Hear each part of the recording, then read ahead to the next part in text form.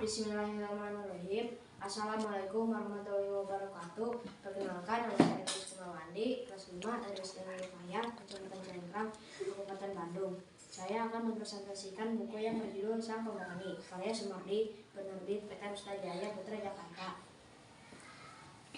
Dengan jumlah halaman 85, saya akan membawakan presentasi dengan teknik AIE.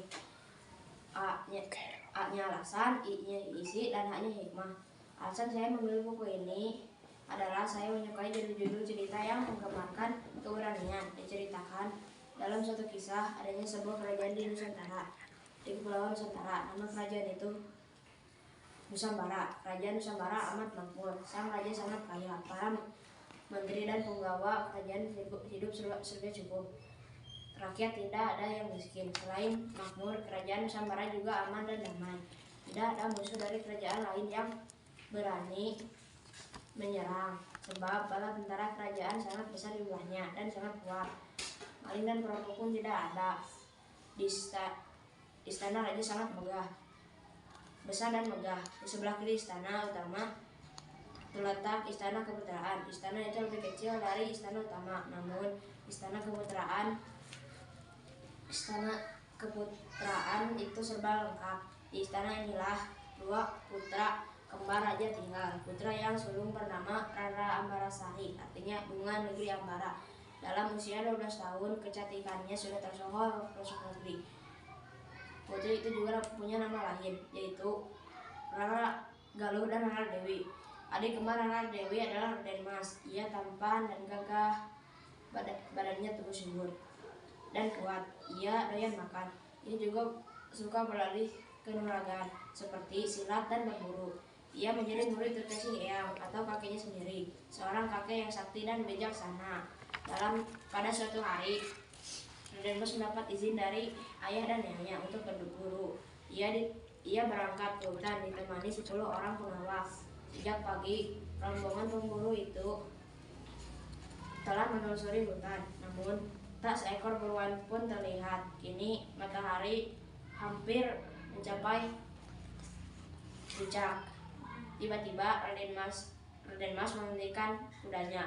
"Kita istirahat dulu, Paman," kata Raden Mas. "Baik, Raden." Ki Lurah prajurit mengawal yang berkuda di dekat Raden Mas.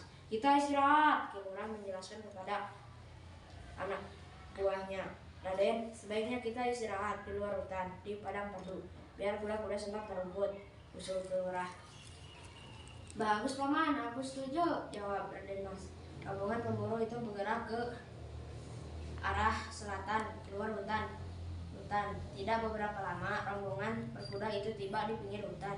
Di hadapannya terhampar padang perdu yang berselang-seling dengan padang rumput. "Paman, lihat, di sana perdu lebih hijau. Tentu ada air di bawahnya. Ayo kita ke sana," ajak Raden Mas. Sesampainya di sana, benar di bawahnya mengalir sungai kecil. Airnya jernih sekali. Kuda-kuda mereka berjalan ke arah sungai. Para pemburu itu membiarkan kuda-kuda mereka minum dan merumput. Mereka sendiri menikmati bekal seadanya, tanpa daging, sebab belum seekor buruan pun dapat mereka tangkap. Biasanya mereka makan dengan lauk daging buruan yang mereka bakar.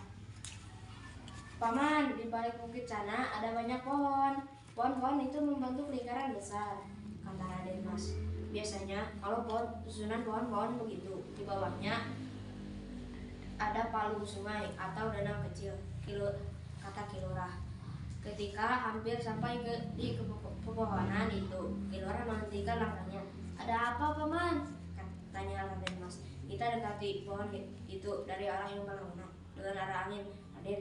"Oh iya, Paman, aku lupa. Kita dekati pepohonan itu dari arah selatan, Paman." "Benar, Raden. Mari kita jalan hati-hati." Rombongan itu bergerak berjalan.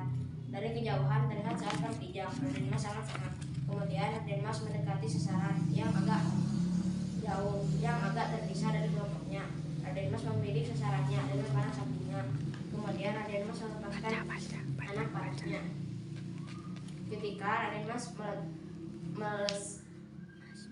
Ketika anak panah Raden Mas melesat dari arah yang berlawanan, muncul meluncur anak panah yang lain.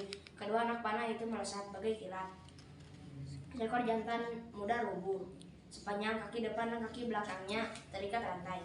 Rupanya kedua anak panah tadi berubah menjadi rantai. Itulah keistimewaan panah sakti. Saat mereka membungkuk untuk mengangkat kijang yang telah terikat kakinya itu, tiba-tiba terdengar bentakan keras. "Hei, siapa kamu? Berani merampas buruanku?" Raden Mas baru sadar. Kaki belakang kijang itu juga terikat rantai. Mereka saling memperebutkan kijang itu. Kemudian mereka bertarung. Pertarungan antara Raden Mas dan orang asing itu cukup memakan waktu yang lama. Pada saat Raden Mas akan mengeluarkan kemampuan ilmu pamungkasnya, terdengar suara gaib. "Raden, simpanlah ilmu pamungkasmu." "Siapakah tuanku?" "Aku adalah dewa pelindung anak.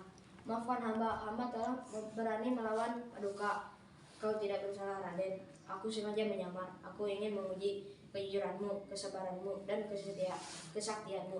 Suara gaib itu bilang, "Menjelang senja, rombongan pemburu yang dipimpin Raden Mas itu tiba di istana." Hikmah dari cerita ini adalah kita harus bersabar ketika mendapat ujian, jujur dan berani. Sekian dari saya. Assalamualaikum warahmatullahi wabarakatuh.